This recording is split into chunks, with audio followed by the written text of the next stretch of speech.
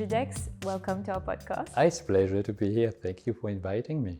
I grew up watching you. I remember together with my mum and dad, we had our little TV in our living room, and you were one of those stars who were proudly representing our country. So it means a lot to me that you made the time today to talk to us. Thank you very much, but it's a pleasure, really a pleasure to be here and honored to be here. Thank you. And if I explain to you a little bit the purpose and the background of this series, I'm interviewing a series of athletes of various disciplines. We interviewed badminton players, volleyball players, basketball players, is because I genuinely believe that sports can teach us a lot about life in general, how to be better human beings, how to behave in societies, whether it's individual sports or team sports. I think they can each teach us different things. And I think that Mauritius has produced, however few they may be, has produced great athletes, and obviously you're one of them. So the first question I had, a question I've never asked any guest before. Mm-hmm. You're wearing a special outfit today. So yes. Why are you wearing this outfit? Why? Because, this outfit is since 1987. 87 was when the first time I won a gold medal for the African Games, and it was the first time Mauritius won a gold medal.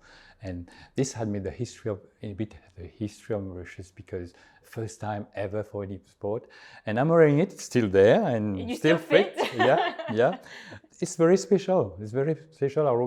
I kept it, and I don't know how long it will be staying with me, but that's why I wanted to wear it, because it's something special where really Mauritius and also in Africa, Mauritius has been recognized. And that's why I'm wearing it still there. How young were you then? Back in 87, I was 21. So at the very start of your career, you would say? Not really, because I knew Judex from 1985, the Indian Ocean Games in Mauritius. And in a way, it's at the beginning, because I really started training really hard in 84 to prepare for Indian Ocean Games in 85. And then from that, I get some training. We went to training camp and all that, and prepared for the African Games. By the time being 21, I was I was shy in any way. And also I didn't put a lot of emphasis on the African Games, what it was really. And when I won the gold medal, it was, yes, I won. I was happy. But then afterwards, I realized, after years, after months, I realized what it meant. And it was first time Mauritius won gold medal, and that was really great. I remember when I won the gold medal, it was in the big stadium in Kenya. Mm-hmm. It was full with people, because just after athletics, I think there was a football game where the Kenyan was playing, and it was packed. And I remember my coach was saying, "You should go around with the flag." And I was like, "Oh no!" I was so shy. I was no. Sure. But to say that now, I say, "Wow, that was a big thing," and always now people talking about it. Yeah, that's why the track shoot is very special moment. Why did you choose hurdles? Oh, because it's quite a hard. It's a hard really discipline to get into. If I tell you about the story about hurdles, it's like I was doing high jump before. It was since I was little in primary school, I was running, and then why more in the sport is a family thing, I think, because my dad was a race sportman. He was doing levée de fond, very muscular and all that, and he was a great volleyball player. And my two older brothers, I was the youngest one. Older brothers, we were at home, we were always running, because we had a big yard, and still now we have been running, playing football, and doing this, doing that. And this started like that. And in secondary school, I started high jump, where I never heard about hurdles. I didn't know nothing about what hurdles. What it was just high jump. I was doing high jump. And then at that time, we went to the junior secondary school, and I went from Barrows to Q-Pip and to Bamboo. And at Bamboo, I was in Form 4. There, my PE teacher, physical education teacher, Mr. Aldo Leung, I always remember Aldo Leung, and Mr. Ru, told me, "You have to do hurdles, your height." I said, "What's that?" The A. What was that? Why also I needed to participate, because Bamboo was the best junior secondary school in athletics, and we were in the first division. And meaning the first division, we went with Saint-Esprit, Saint-Joseph, La Confiance, and it was a big thing. And he told me, yes, you will do high jump and hurdles. And how I started hurdles, and always tell that because it was in Bamboo, junior secondary school Bamboo, on the grass, and we did not have hurdles. And he took some bamboo stick, but we broke bamboo stick, we planted on the grass. And I was running with my shoes, and then I feel like I was going to slip. I went barefoot. And he was just putting bamboo and just tell me to just jump. Like we say, jump. Hurdles supposed to pass the hurdles. And I was really jumping and then run, Oh, jumping and then run. So you were stopping and then jumping. And then my height always helped. Of course. I started like that. And then we went for the first division with, I still remember that race at Rosil Stadium. It was still Cendré now. And there was La Confiance, Saint-Esprit, Royal College. And I was like, okay. But I love doing sport. It was my passion. Yeah. I just do what I can do. If I fail, I fail. But I won it. And from that, it was Vivian Garam who was the coach for all the Mauritian things and all that. He started to tell me to come train and all that. And that started like that. And I remember in 83, 84, 84 there was, I like theater a little bit. I was doing, there was a big show, Chantons la Liberté in Port Louis. And I was doing more theater than training. And then my coach said, you have to come, we have the Indian Ocean Games. I say, okay. Then it started with the hurdles. It was hurdles, at the same time high jump, because one time I was the record holder for high jump also in 86 and 400-meter hurdles also.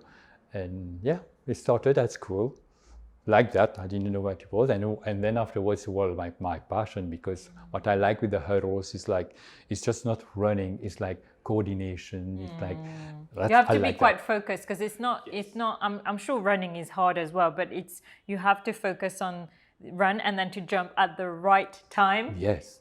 And then to continue the pace. True. Yeah. And then you used to say that I'm tall, I'm able to do hurdles.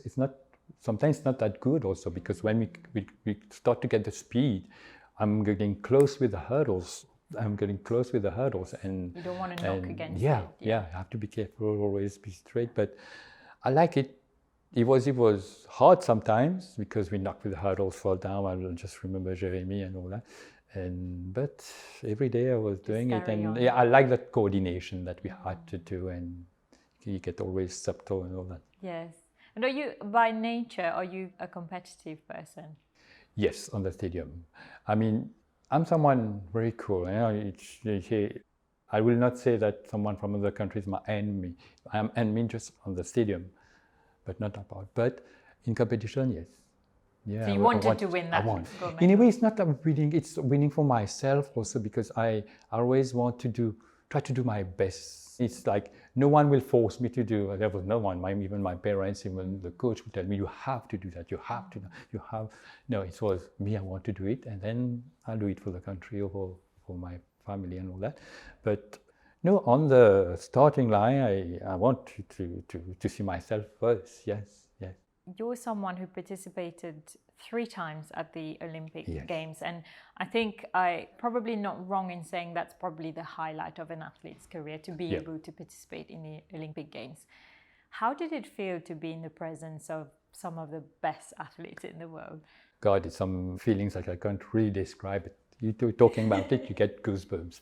But for me, it was like, like you say, the summum, because it was the big athletes I've seen on TV.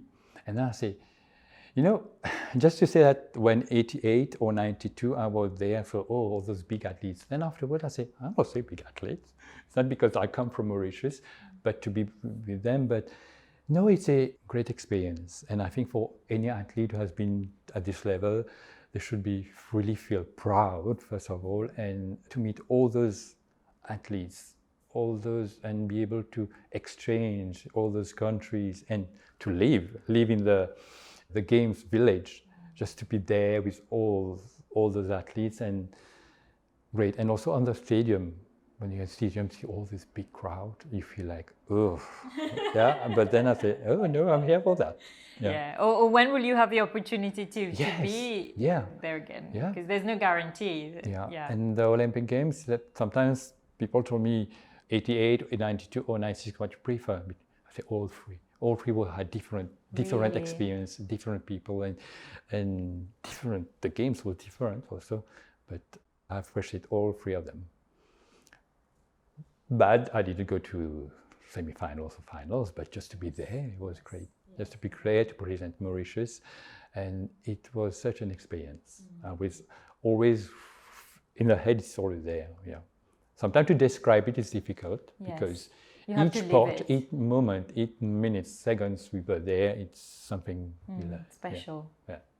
And what would you say was the highest point of your career and the lowest point of your career? Oh, lowest point.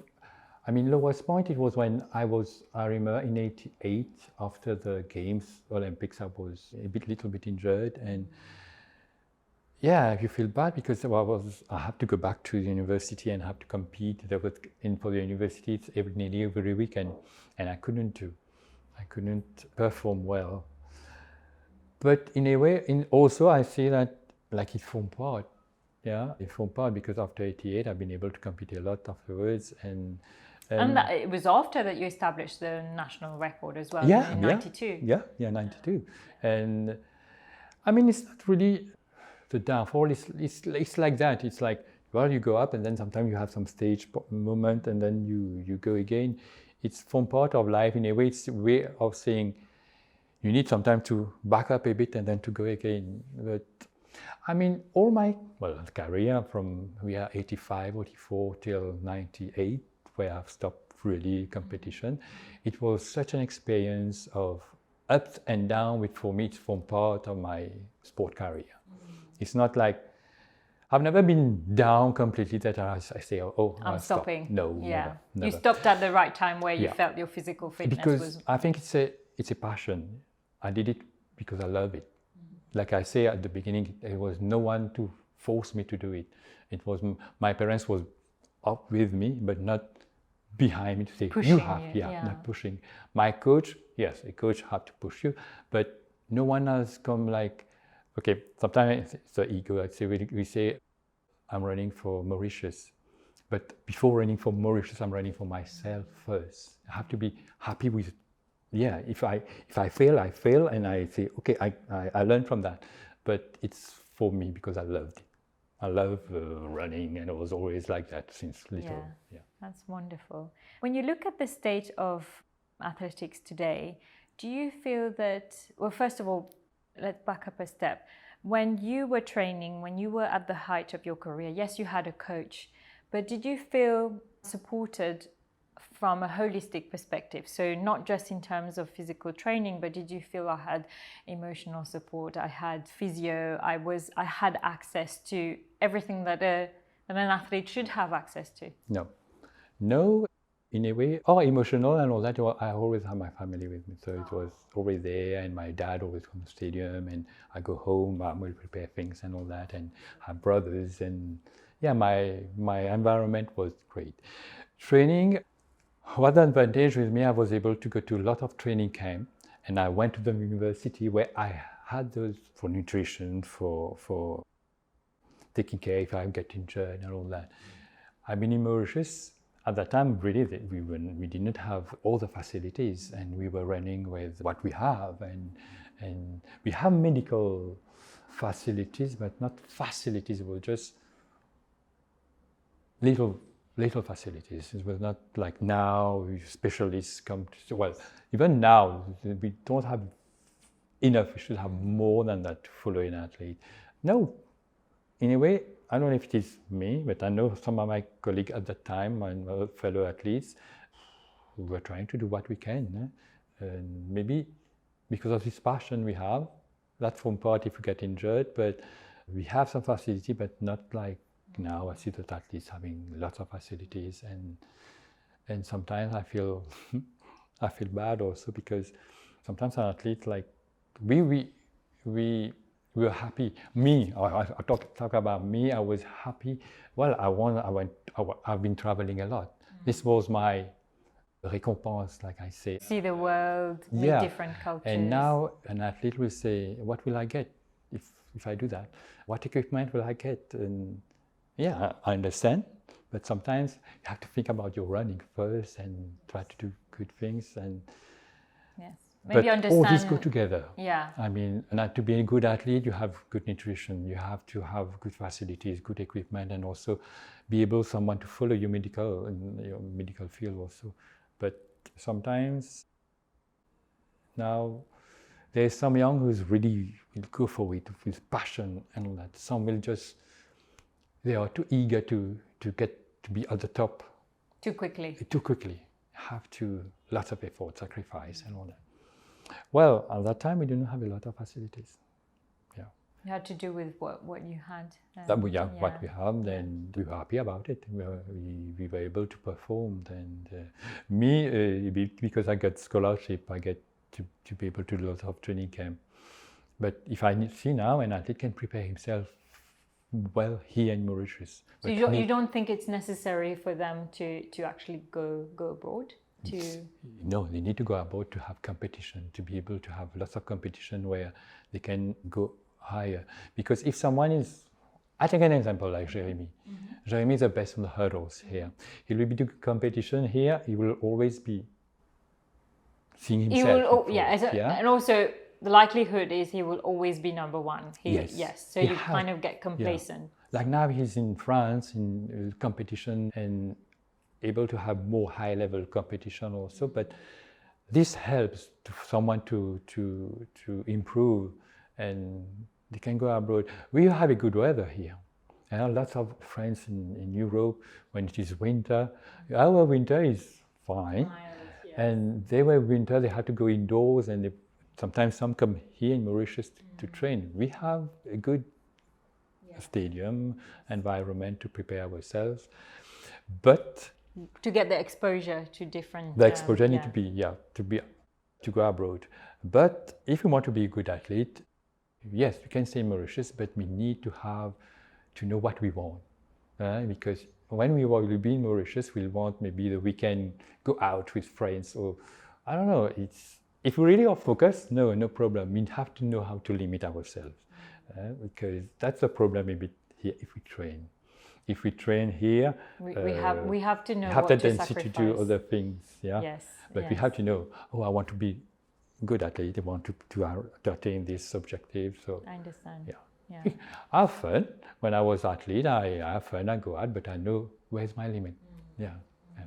So you spoke about Jeremy, and we'll have the opportunity to talk to him. Really looking forward to that. But he broke your record after 30 years. I think that's a long time to be the national record holder.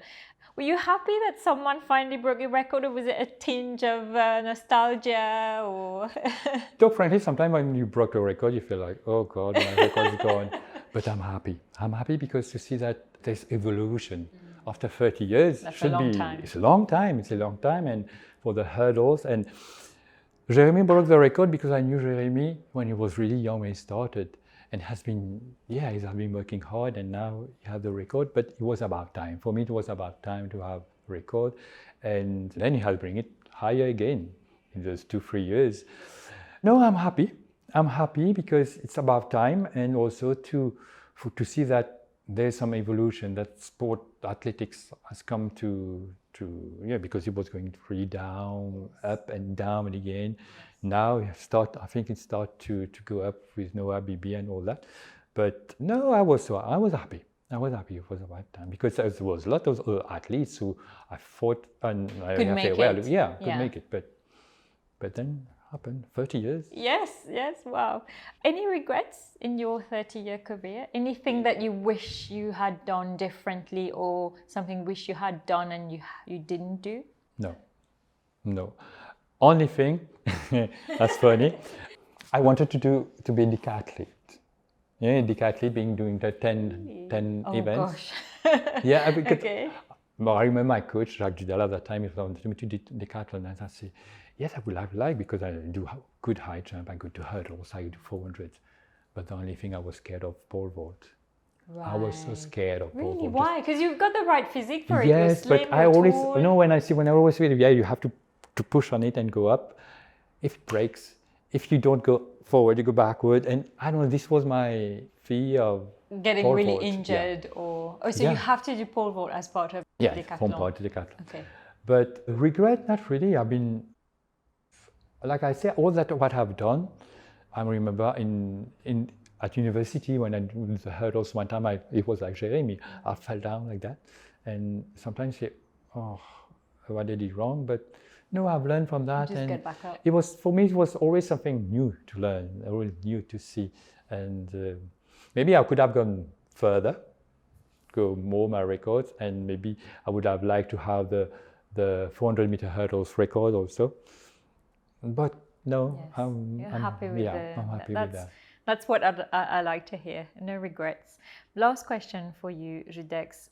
What piece of advice would you have for the young generation today? So a young athlete, like I would say even younger than Jeremy, so just starting, building a career in that, going semi-professional or professional. What piece of advice, what single piece of advice would you have for them? First, when we talk about sport and studies, always parents here always think that sport and study doesn't go together.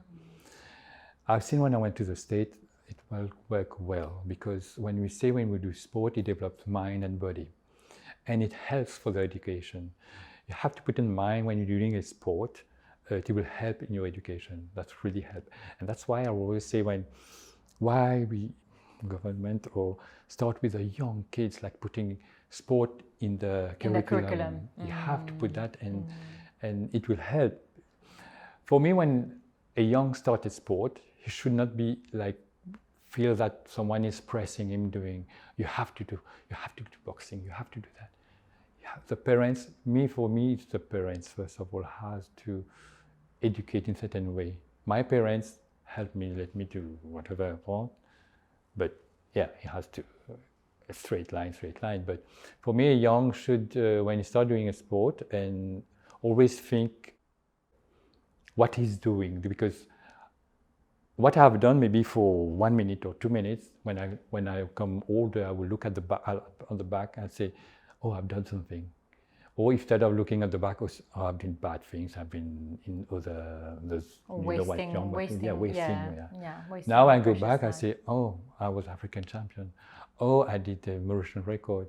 And I always keep, and also think like, you are a champion, you will not be always champion. The name you're a champion, but there's always someone coming.